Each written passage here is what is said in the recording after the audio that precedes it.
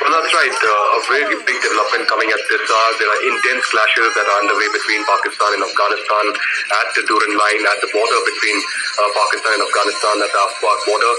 And what we are learning from the Ministry of Defense of the Taliban is that Afghanistan's 201st Khalid bin Walid Army Corps has launched retaliatory strikes on Pakistani outposts in Nangarhar and Kunar following Pakistan's recent airstrike 3 days ago in Kabul.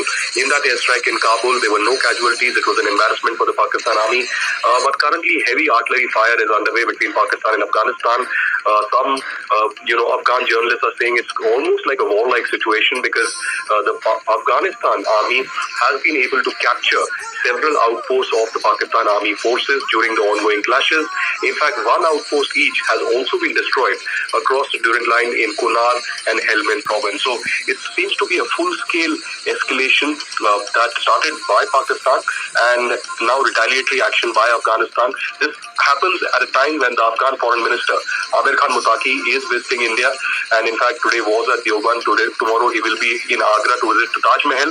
Pakistan desperate to convey a message both to India and Afghanistan because it is frustrated the Taliban is not acting as per the diktats of the Pakistan deep state. So clearly, as of now, a major escalation that it seems will only grow in the coming hours and days, and there are also some casualties that are now coming to light on the Pakistani side.